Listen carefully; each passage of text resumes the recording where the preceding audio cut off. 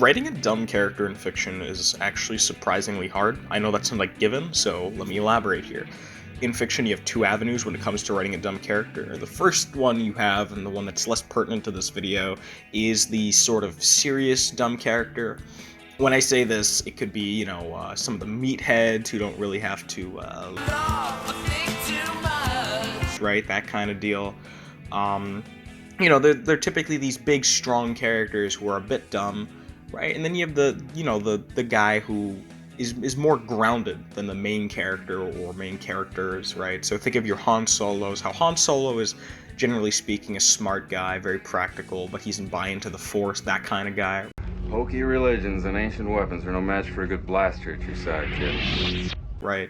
These characters, they're hard to make because if you make them too dumb, it can be really frustrating for the viewer or reader to sit through. Shut up! Give me the emerald you stole, or else.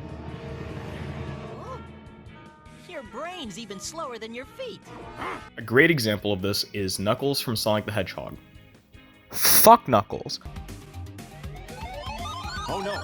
I hate Knuckles beyond any reasonable extent. He's just super annoying. In Sonic 3, he was introduced to be like a kind of cool foil to Sonic, right? He was manipulated by Dr. Eggman into thinking Sonic was a threat, so he goes after Sonic. He shows up a few times in the game, and it's cool when he does, right? And after that, they become friends, okay?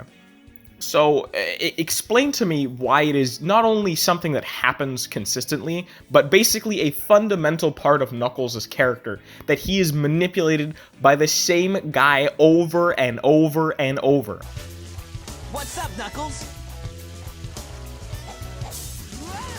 Time for game, Sonic, right now! It's like an unfunny joke at this point. The fact that in Sonic Adventure, it is an essential part of the plot that Dr. Eggman tricks Knuckles into fighting Sonic again. It boggles the mind why they would let that happen. And, I don't want Knuckles to be perfect, per se, because character flaws are very important for human beings to relate to fictional characters. We're not perfect, right? And a lot of people are super critical on themselves and probably highlight their flaws more than their positives. So if they see a character with like a comparable flaw in themselves, it's kind of, it's nice. We can see ourselves in them. There's two types of people. Those who spend their lives trying to build a future, and those who spend their lives trying to rebuild the past. For too long, I've been stuck in between. Right? And that's how people, develop a real passionate love for a character. So when their flaws are not accentuated enough or basically non-existent, those characters become annoying and we don't like them, and we often refer to them as Mary Sues. Rey Skywalker.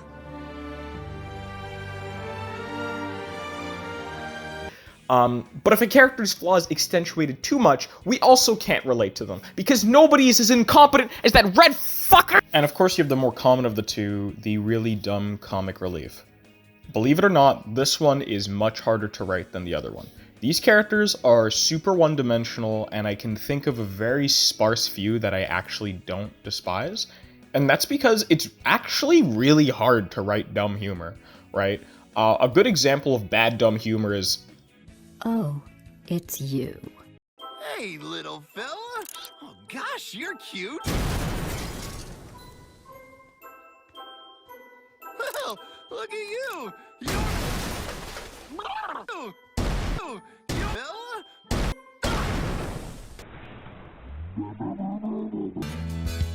But that joke isn't funny. Did any of you laugh at that at all? I had to cut it down substantially because it's a really long, drawn-out clip, and I don't think anybody really wants to see it. But that clip is boring, it's repetitive, and it's very fucking predictable for that type of humor, and that's exactly why that just really falls flat sometimes, and it's really hard to write those characters. That being said, I'm going to move on to the main point of the video, and that is Wheatley from Portal, who is technically both a serious, dumb character, as I've described before, and a comic relief one, and he does both of these things very, very well. You made it through, well done. Okay, follow me. We've still got work to do. At least you can't touch us back here. What's that mean? Okay. Okay, don't move. Okay, alright, so I've got an idea, but it is bloody dangerous. Here we go. Ah!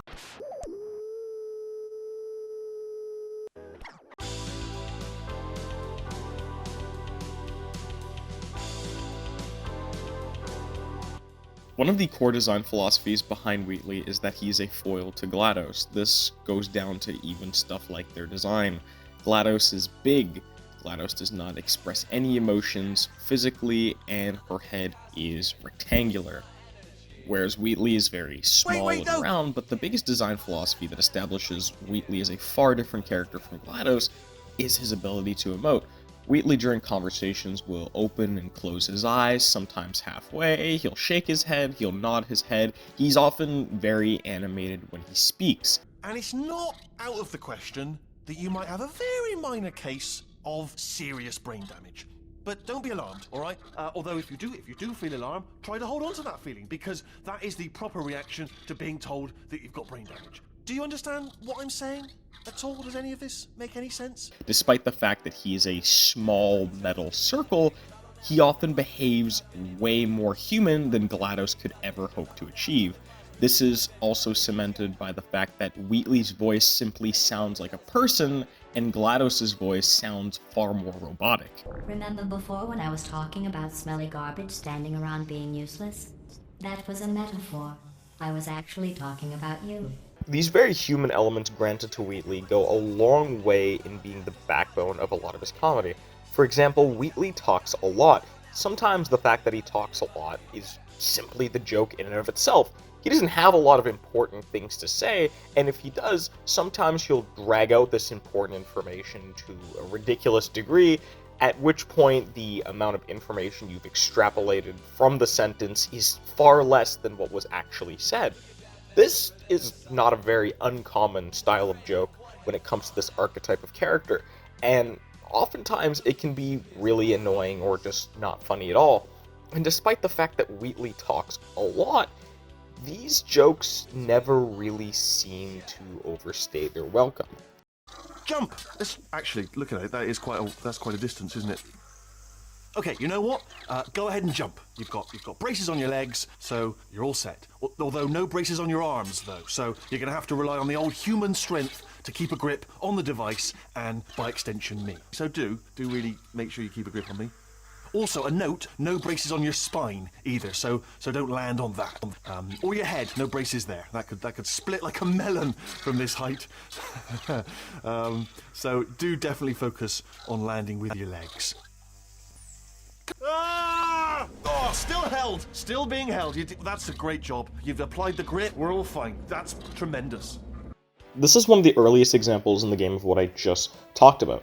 During the entire time Wheatley speaks here, you can actually just move forward and progress with the game, which will, of course, interrupt him and you won't get to hear what he has to say, but the point is, it's entirely optional. If in a parallel universe you found it annoying, then it wouldn't be that much of a problem for you. But what is really brilliant about it is you probably won't skip what he has to say, because Wheatley is really entertaining. Part of the fact that this joke works so well is not only Wheatley's human characteristics, but how human the delivery of his lines are. Stephen Merchant is a brilliant fucking voice actor. The way he makes Wheatley sort of laugh in between words, or the way he makes Wheatley interrupt himself, or stutter, or repeat words because, you know, he's restarting the sentence, or he's not sure of himself. Tending to all the smelly humans, sorry, no, I wouldn't say smelly. Just attending to the humans. Sorry about that. That just slipped out. I'm a bit insensitive. The smelly humans. These are all things human beings do, and it doesn't always translate to voice acting. And my line was, but we can't turn back. Fear is their greatest defense. I doubt if the actual security there is any greater than it was on Aquilai or Solus, and what there is most likely directed towards a large-scale assault. And I thought, who talks like this, George? A lot of characters in fictional media will have conversations in which one person says one thing, then the other person says another. Yes, of course, that happens most of the time in real life, but sometimes you'll interrupt your friend. Sometimes your friend will interrupt you. If you're getting heated with somebody, You're going to talk over them. Sometimes you might stutter and you might not say your sentence correctly, right? And these are all things that are represented with Wheatley. The fact that, you know, his ridiculous, like, really long tangent about this thing that's going to be over in 5 seconds that doesn't matter, the fact that it seems so ridiculous and yet is so believable is really the magic of how this character is written and executed.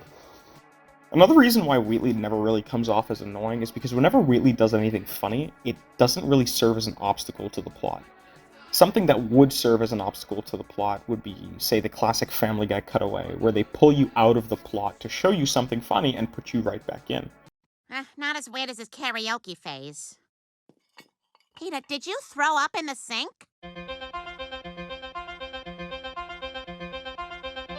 Peter! This goes on for literally a minute. I don't know what's the worst joke I've ever heard, but this is certainly up there, definitely. Wheatley's comedy usually occurs during moments of mundanity where otherwise nothing is happening. Let's say you're walking from point A to point B. Well, he'll start talking. He won't hold you in place, he won't do anything of the sort, but he'll start talking. He can make an otherwise really boring, unmemorable moment something really special and interesting. Maybe he'll say something super quotable, and that's exactly why it works. If Wheatley were to stop you in place to do something funny, nobody would like it. People would find him an annoyance that detracted from Portal 2's plot. Later in the game, we'll be talking about this a bit later on as well, but later in the game when Wheatley is a villain, they actually use some of his comedic moments to substitute exposition. So they'll reveal something important about the plot while he's being goofy and incompetent. So one thing that comes to mind is the reveal that the entire facility is falling apart is shown when the alarm goes off and he tries to silence it by doing something rather crass, not actually fixing the problem. Look, this place is going to blow up if I don't get back in my boat. False. I'll go false. Explosion imminent. Evacuate the facility immediately. I thought I'd fix that. Warning. Reactor core is at critical. There. Fixed. This allows comedy and the plot to work seamlessly between each other, rather than against each other. Neither of them have to be sacrificed for one to coexist. Additionally, these moments usually give a lot of insight to the player on who Wheatley is. For example, in that clip I played earlier in which Wheatley complains about being handed the demeaning role of tending to the, quote, smelly humans, this shows the player that even in Aperture Science as a whole, Wheatley is considered very unimportant, being given the position of tending to the humans in a game in which all the humans die, and nobody cared.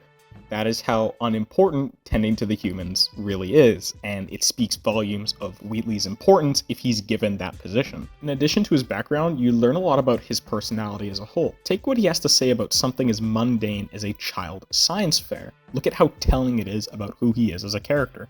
Bring your daughter to work day. That did not end well. And 40 potato batteries. Embarrassing. I mean, I realise they're children, but still, you know, low-hanging fruit and all that. Barely science, really, is it? Baking soda volcano. Well, you know, at least it's not a potato battery, I'll give it that, but it's not terrifically original, is it? You know what I mean? Not exactly primary research, even within the child sciences. I'm guessing this wasn't one of the scientists' children. You know, I don't want to be snobby, but let's be honest, it's got manual labourer written all over it, hasn't it? I'm not saying they're not as good as the professionals, you know, they're just a lot dumber. On the surface, this scene is Wheatley going into a room, seeing a bunch of child science projects and going, scum! Which is pretty funny in and of himself, that somebody who is as incompetent as he is trying to take shots at children of all things. So that's already funny in and of itself, but it establishes his character very, very well, and it's really important to the latter half of the game. His arc as a character is fundamentally controlled by the idea that he's a self-conscious person. You are. You're the moron they built to make me an idiot. Well, how about now? Now who's a moron? Could a moron hunt you into this pit? Ah! Could a moron do that? No.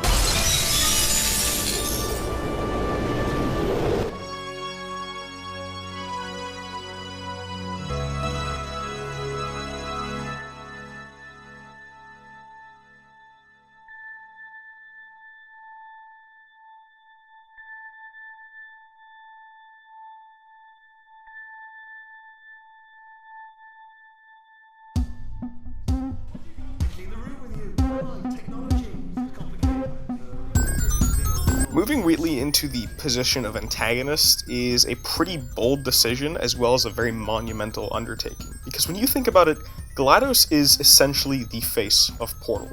When we think of Portal, we think of GLaDOS. GLaDOS represents almost everything that makes Portal really unique, at least everything about Portal 2's atmosphere. A very cold, sterile exterior, accompanied with a personality that contrasts that world, that really adds to it. It appears you have lost all your chips. Oh well, it's only money. Your money. $20,000 of it. Right down the drain.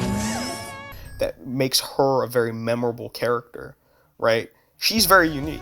Everybody loves GLaDOS. There are tons of references to GLaDOS just cemented in video game culture as a whole.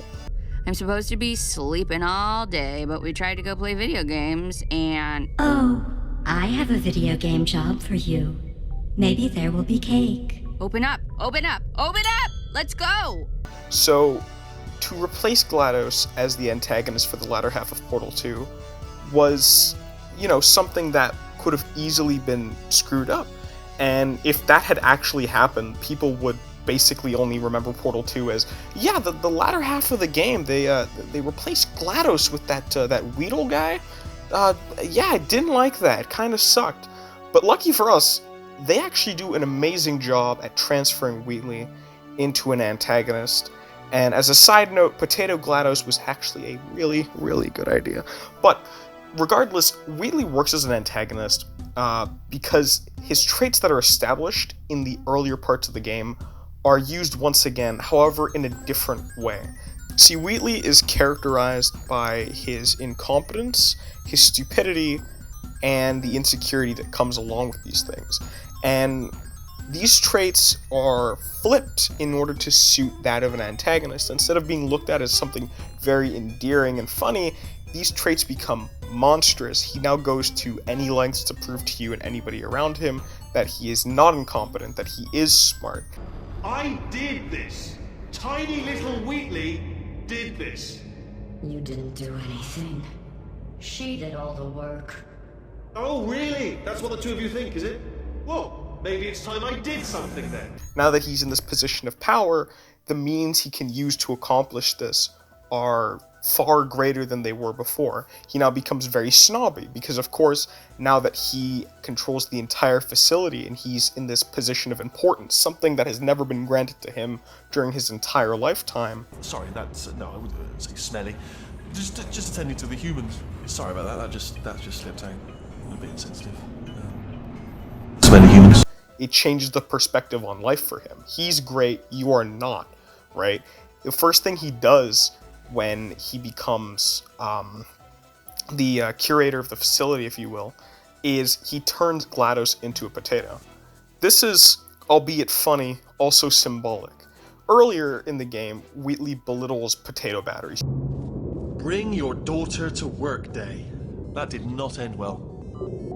And 40 potato batteries. Embarrassing. Failure. Right, a child can do better than a potato battery. So the potato battery, in the hierarchy of smart things you can make, it's somewhere in the fucking trash bin for Wheatley. So when he turns GLaDOS into a potato, it's a very personal insult to GLaDOS. It's everything he hates. It's everything he despises, which is stupidity. It's this thing he desperately doesn't want to be, he turns somebody else into. Ah! See that? That is a potato battery. It's a toy for children. And now she lives in it. So that really shows you immediately, at least if you're paying attention to these innocuous scenes like him talking about a potato, that shows you immediately how much Wheatley has changed as a character. He still holds true to his values established previously, but now he is very much an antagonist. Another value Wheatley retains from his role as a secondary protagonist is his position as comic relief. Even though he's an antagonist, he still proves to be as funny, if not funnier, than he was previously. Paradoxes. No AI can resist thinking about them. Ah, yes! I knew you'd solve it. Hey, moron. Oh. Hello? Alright, paradox time. This sentence is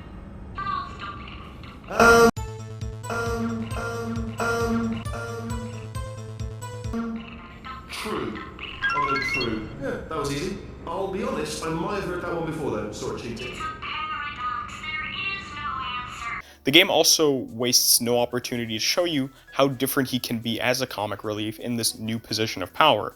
This can range from the sounds of book pages turning along with classical music in the background as you enter a chamber, Wheatley pretending like he didn't expect you and he was just doing this in his spare time because the acquiesce of knowledge, of course, is something that Wheatley is genuinely, truly interested in, and he's definitely totally literate and can definitely totally read books. Oh, sorry. I hope that didn't disturb you too much then. It was the sound of books, pages being turned. So that's just what I was doing, just reading books. So not a moron. Wheatley also retains his status as the non-reactionary character who pushes the plot forward. And not only was this a good choice, it was a very important choice, considering the fact the two other main characters in the game literally have no ability to fill this role. Essentially, Chell being a mute character, while having motivations, it's hard for them to feel compelling or realistic. Chell never really says anything. I guess it's implied Chell wants to leave, but Chell's means of doing so are very limited. Chell doesn't talk, Chell doesn't express what she wants to do at any given moment. You, the player, simply go through test chamber to test chamber, and any segment that happens that's irregular from that you will also participate in, given the chance. GLaDOS, of course, seeks to provide you with test chambers and nothing else. This is why Wheatley working as a third element works very well. Wheatley can interject himself into the plot and create these diversions. So instead of another test chamber, Wheatley gets you out of there and you attempt to escape. You're going into the back parts of Aperture to do puzzles that feel more natural instead of those that were designed by a robot. Wheatley does quote-unquote hacking with massive flaming quotation marks, right? And because of this, he's the person who can make a difference in the plot. He is able to make something happen that is irregular from the formula that GLaDOS and Chell will automatically produce with each other. When he becomes an antagonist, this sort of changes. Now that Wheatley is in place of GLaDOS and he seeks to test, it is now the fact that he cannot adhere to GLaDOS's previously established perfection when it came to maintaining the facility that causes the plot to move forward.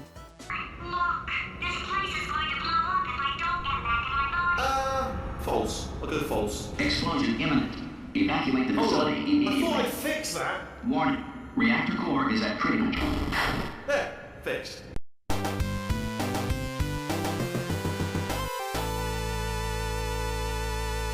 Wheatley destroying the entire facility is not only really funny, but it also serves as a great testament to his character. He's the total opposite of GLaDOS. GLaDOS is proper, cold, calculating, and perfect in everything she does. Federal regulations require me to warn you that this next test chamber is looking pretty good. Whereas Wheatley is very sloppy, imprecise, and incompetent. Right, I'm gonna have to hack the door so that we can get at it. Technical, you'll need to turn around while I do this. Template. Response. Done! Hacked. As a result, GLaDOS's presence repairs the facility back to working form. Wheatley's presence takes the facility from perfect working form back into disrepair. And it's also an amazing coda to his character arc that can only work because of where his character development has taken him thus far. You see, Wheatley going from good to bad allows some special rules to take place when it comes to character development. Typically speaking, you'd like to give your character an issue that they work through throughout the game. Just something to create a change in them that ends up being positive. The Force is with you, young Skywalker. But you are not a Jedi yet. In Dragon Ball Z, Vegeta is a fucking cunt. Just a dickwad, okay? Really thought I was trying to hurt you, didn't you? That's funny. I was just messing around with. Get out of my sight with you.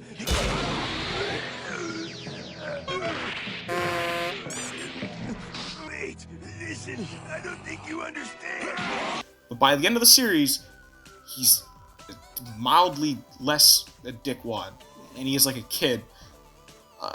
But he gains values. He gains different values that allow him to be very human. they change him to the point where his former self is almost a ghost when compared to what he ends up being at the end of the series. This character development is very satisfying. A lot of people like it. Vegeta is a fan favorite character, and there's definitely a reason for that. Now, when it comes to Wheatley, his character development is he's dumb, incompetent, and stupid, and he's insecure, and he just stays that way. In fact, these traits go from endearing to fucking monstrous and terrible. So how is it that we're not bothered by this? Well, it's because when Wheatley betrays you, right when you're on the crux of freedom, something you've been working at for 2 games, it feels really personal. It feels shocking as well. Coming from Wheatley, somebody who the entire time has been very charming, friendly, and funny, this is now somebody who, for very mundane and stupid reasons, is taking everything from you. Now, you might still like Wheatley in retrospective. You might think, yeah, he's funny, he's charming, you like him, but you don't like him as a person. As a person, he's quite awful. The fact that he'd do something to somebody like that, somebody who's been helping him the entire time because he's insecure, it makes him rather terrible. There's a lot of characters like that in video games.